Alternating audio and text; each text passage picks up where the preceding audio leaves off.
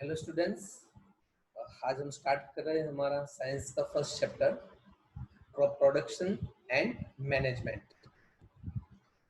तो let's start with the introduction कि crop production, crop को प्रोड्यूस करना, उसका मतलब क्या है। What is the crop production?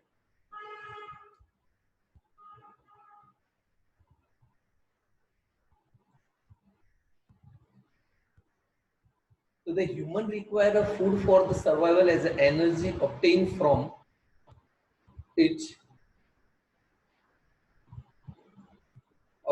the food is used for the various metabolic activities।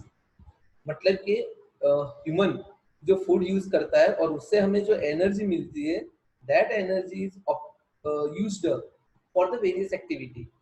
Different different activities में वो एनर्जी यूज होती है। तो डिफरेंट डिफरेंट एक्टिविटीज कौन सी? जैसे कि हमारी बॉडी की एक्टिविटीज है, respiration, digestion, blood circulation, breathing, excretion. तो ये सब बॉडी के अंदर की एक्टिविटीज है। तो इनके लिए तो एनर्जी चाहिए ही चाहिए। प्लस जो हम बाहर की एक्टिविटी, जैसे मैं अभी बोल रहा हूँ उसके लिए, आप पढ़ रहे हो उसके लिए, आप सुन रहे हो उसके लिए, दौड़ना, खेलना, टीवी देखना, ये सब चीजों के लिए भी एनर्जी चाहिए। और ये सब एनर्जी हमें फूड में से मिलती है। दैट्स ये पुराना टॉपिक है। And we get that energy from the food. But ये फूड जो होता है वो हमें मिलता है बाय द प्लांट्स और एनिमल, या तो प्लांट या तो एनिमल में से हमें मिलता है। अगर हम प्लांट की बात करें तो ये हम बोलेंगे एग्रीकल्चर प्रैक्टिसेस, ये हमें मिलता है एग्रीकल्चर प्रैक्टिसेस से। And the animal too by the process of animal husbandry, मतलब कि जो एनिमल में से हमें फूड मिलता है वो एनिमल हस्बेंड्री। एनिमल हस्बेंड्री का मतलब क्या है? जैसे कि एनिमल का हम बात करें कि भाई गाय है, गाउ, तो उसमें से मिल्क मिलता है। हनी बी, तो उसमें से हमें हनी मिलती है। फिशरी का बिजनेस इसका होता है। तो ये सब जो आता है वो आता है एनिमल हस्बेंड्री में। बट हमारा ये जो टॉपिक है उसमें है फर्स्ट वर्ड क्रॉप। तो क्रॉप किसको बोलेंगे? तो यहाँ पे है कि when the plant of same kind are grown and cultivated at a one place. Same ही टाइप के प्लांट, एक ही टाइप के प्लांट जब कोई एक ही जगह पर ग्रोन किए जाते हैं एंड कल्टीवेट किए जाते हैं ऑन द लार्ज स्केल, बहुत बड़े एरिया में, सिंगल एक दो प्लांट उसके क्रॉप कर ग्रो कर दिए, ये नहीं होता। बहुत लार्ज स्केल एरिया में हम उसको जब बोते हैं तो इसको हम बोलते हैं क्रॉप। एग्जाम्पल यहाँ पे दिया है कि wheat, rice, cereals, vegetables, fruits, ये जो सारे एग्जाम्पल्स है वो है हमारे क्रॉप के। and this is classified on the basis of the season in which they grow। मतलब कि जैसे ऐसा नहीं हो कि कोई क्रॉप है तो हर बार साल में पूरे कभी भी आप उसको ग्रो करो उग जाता है, नहीं, ऐसे नहीं होता। वो पर्टिकुलर किसी सीजन में ही ग्रो होते हैं। अगर इंडिया की बात करते हैं तो India is the vast country. India हमारी बहुत बड़ी कंट्री है और इसकी जो क्लाइमेट कंडीशन है, उसकी जो क्लाइमेट कंडीशन है वो भी इंडिया में अलग अलग जगह पर अलग अलग है। जैसे कि टेम्परेचर, ह्यूमिडिटी, रेनफॉल, ये सब चीज जो है वो अलग अलग है। जैसे कि अगर हम बात करें तो जम्मू कश्मीर टॉप, उसमें ठंडी ज्यादा रहती है। तो राजस्थान की बात करें तो वहां पे गर्मी ज्यादा रहती है। चेरापूंजी की बात करें तो वहां बारिश ज्यादा रहती है। तो अलग अलग एरिया में, इंडिया के अलग अलग एरिया में अलग अलग कंडीशन, क्लाइमेट कंडीशन देखी जाती है, टेम्परेचर, ह्यूमिडिटी, रेनफॉल एक्सेट्रा। उसकी वजह से, ये क्लाइमेट कंडीशन की वजह से अलग अलग एरिया में अलग अलग क्रॉप पाए जाते हैं।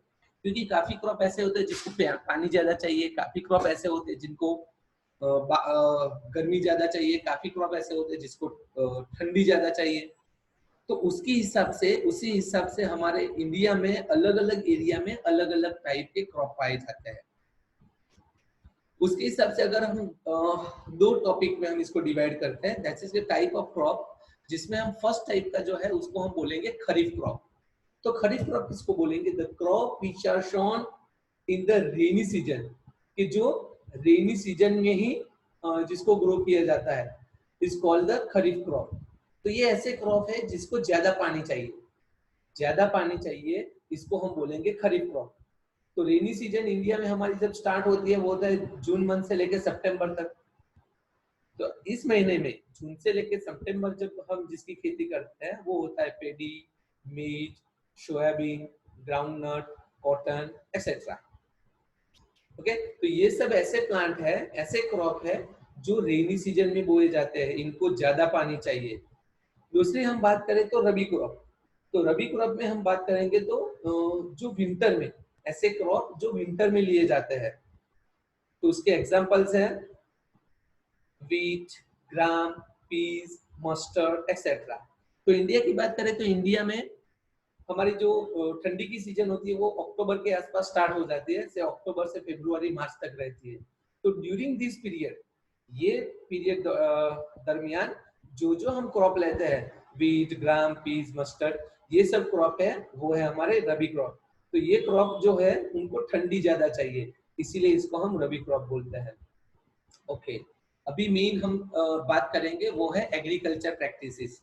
एग्रीकल्चर प्रैक्टिसेस का मतलब क्या है कि मान लो कि हमें भी खेती करनी है, तो थोड़े से सीड ले लिए और फील्ड में डाल दिए और क्रॉप तैयार हो गया, नहीं, ऐसे नहीं होता।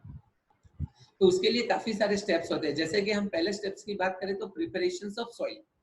प्रिपरेशंस ऑफ सॉइल का मतलब क्या है, फार्मर सीड्स को ग्रो करने से पहले सॉइल को पूरी तरह से तैयार कर देता है। जैसे આપણે ગુજરાતીમાં કહીએ કે ખેડી નાખવું, એમાં ખાતર એડ કરવું एक्सेट्रा। तो डिफरेंट सेकंड थिंग है वो है सोइंग, बीज को सॉइल में डालना। Third, additions of manure and fertiliser, मतलब कि उसमें खाद ऐड करना। नेक्स्ट इज इरिगेशन, पानी देना। And the last thing is storage, the important part, क्योंकि क्रॉप जो होता है वो हमने आगे ही बताया कि लार्ज स्केल एरिया में लिया जाता है। मतलब ऐसा नहीं कि जो को फार्मर ने लिया वो सिर्फ अपने खाने के लिए यूज करता है, नहीं, वो उसको सेलिंग भी करता है। बट सेलिंग का टाइम क्या होता है, जैसे कि मान लो कि कोई फार्मर ने अभी क्रॉप ले लिया, उसके बहुत सारा दान पैदा भी हो गया, अभी उसको सेल करना है, बट उसकी कॉस्ट जो है वो अभी कम है, तो उसको ज्यादा पैसे चाहिए, उसके लिए वो क्या करता है, उसको स्टोर करेगा, और जब उसको अच्छी प्राइस मिलेगी तब उसको सेल करेगा। तो तब तक तो उसको स्टोर करना पड़ता है। तो ये स्टोर करने के लिए उसको अच्छी सी जगह चाहिए होती है, तो वो हम सीखेंगे स्टोरेज में। तो ये सब स्टेप्स है एग्रीकल्चर प्रैक्टिसेस के। उसमें हम हमारा फर्स्ट स्टेप से स्टार्ट करते हैं, प्रिपरेशंस ऑफ सॉइल। ओके, तो प्रिपरेशंस ऑफ सॉइल की हम बात करेंगे। The preparations of soil is the first step before going to crop, one of the most important tasks in the agriculture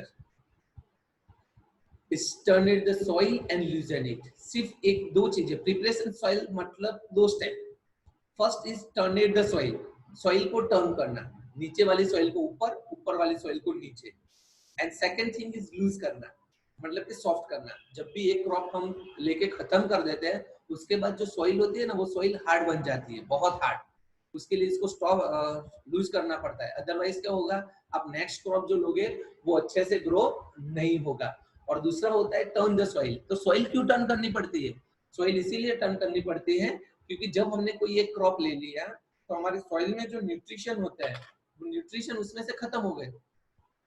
तो ऊपर वाले जो पोर्शन में न्यूट्रिशन थे वो तो क्रॉप ने ले लिए, तो नीचे वाले जो पोर्शन में क्रॉप न्यूट्रिशन होते हैं वो ऊपर आ जाते हैं। इसलिए हम जब न्यू क्रॉप, नया क्रॉप हम ग्रो करते हैं तो उसमें अच्छे से न्यूट्रिशन उसको मिल जाता है। Next point is this allows the root to penetrate the deep into the soil. तो सॉइल लूज करने का एक दूसरा पॉइंट, मेन हमारा उद्देश्य जो है कि penetrate the deep into the soil, जो रूट्स होते हैं वो सॉइल में बहुत अंदर तक जा सके। Next, the soil, loose soil allows the roots to breathe easily even when they go deep into the soil। तो लूज करने से जो रूट्स होते हैं वो आसपास के एरिया में से अच्छे से ब्रीथ कर पाते हैं। Loosened soil helps the growth of earthworm and microbes present into it। तो जब भी सॉइल लूज होती है तो उसमें काफी सारे माइक्रोब्स क्रिएट हो जाते हैं, अर्थवर्म आ जाते हैं। तो microbes and earthworms are the friend for the farmer, friends farmer for the farmer. ये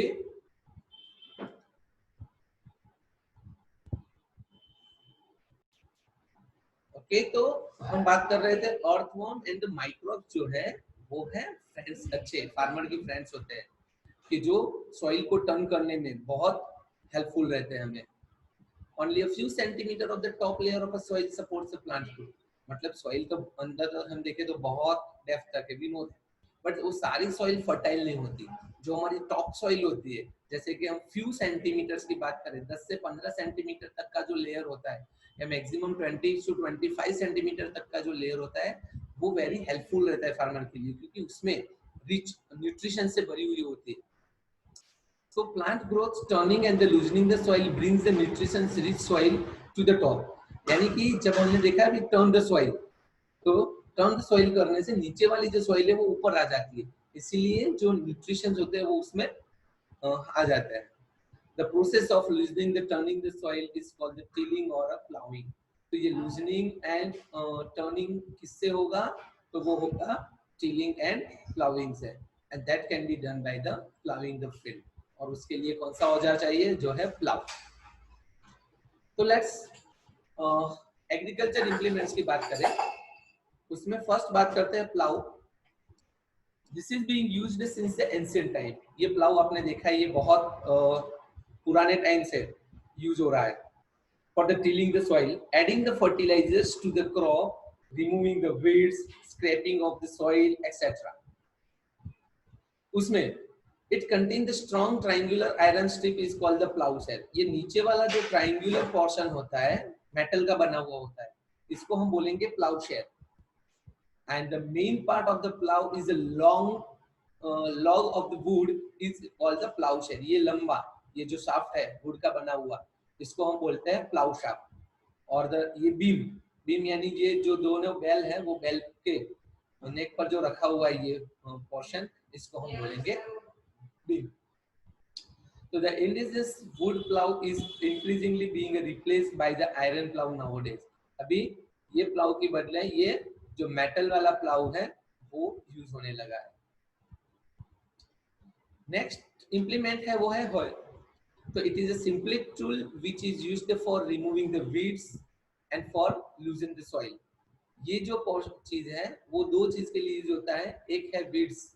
वीड्स क्या है? वो अनवांटेड प्लांट है, इसके बारे में हम आगे पढ़ेंगे।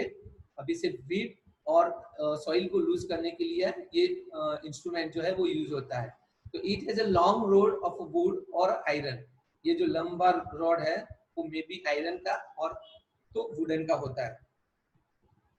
फिर a strong broad bent plate of iron fixed off one of the end and work like a blade। ये वाला जो पोर्शन बेंड प्लेट होती है, तो ये वाली जो पोर्शन होती है वो सॉइल में चली जाती है, और ये जो ग्रिप है उससे फार्मर ऊपर से प्रेस करता है, और ये जो बीम होती है वो बीम को ये दोनों साइड से दो बैल होते हैं उनके नेक पर रख देते हैं, और यहाँ से पुश करेगा तो ये जो पोर्शन है वो सॉइल में जाएगा। उसकी वजह से हमारी सॉइल फिर जैसे बेल आगे बढ़ेंगे तो हमारी जो सॉइल है वो सॉफ्ट होती जाएगी। अभी ये सब जगह मतलब कि जो हमने आगे देखा प्लाउ ये हो, उसके बदले नेक्स्ट अभी जो है वो कल्टीवेटर यूज होता है। आपने देखा ये कल्टीवेटर जो ट्रैक्टर के साथ जुड़ा हुआ होता है, ये वाला पोर्शन। तो ये यूज करने में क्या फायदा है? तो इससे हमारा लेबर वर्क बहुत कम हो जाता है और टाइम भी हमारा जो है वो सेव हो जाता है। नेक्स्ट पॉइंट, सेकंड पॉइंट, एक था हमारा प्रिपरेशन ऑफ सॉइल। तो सॉइल को कैसे फार्मर प्रिपेयर करते हैं वो हमने दिखा दिया आपको। दूसरा है शोइंग। शोइंग यानी बीज को सॉइल में डालना। सॉइल तैयार हो गई, अभी बीज को अंदर ऐड करना है, बट ऐसा नहीं कोई भी सीड्स लाके हमने उसमें डाल दिया। Showing is the most important part of the crop production. Before showing, the good quality of seeds are selected. Farmer prefer to use a seed which give a high yield. So before showing, good quality seeds is selected. ऐसे जैसे seeds नहीं डाल देते, उसके लिए जो अच्छी quality वाले हैं जिसमें से अच्छा क्रॉप यानी अच्छा यील्ड प्रोड्यूस हो वो यूज करता है फार्मर। तो एक बेसिक मेथड है जो मैं आपको दिखाता हूँ कि अगर सीड्स गुड क्वालिटी है या बैड क्वालिटी है वो चेक करने के लिए फार्मर क्या करता है, वो जो सारा सीड्स है उसको वाटर में डाल देते हैं। तो वाटर में डालने से जो सीड्स नीचे सिंक हो जाएंगे, जो हैवी सीड्स है वो गुड क्वालिटी वाले बेस्ट है, पर काफी सीड्स उसमें से ऐसे निकलेंगे कि जो टॉप में फ्लोट होने लगेंगे। तो जो फ्लोट होने वाले जो सीड्स हैं वो लो क्वालिटी वाले होते हैं, तो फार्मर्स ऐसे सीड्स यूज नहीं करते हैं।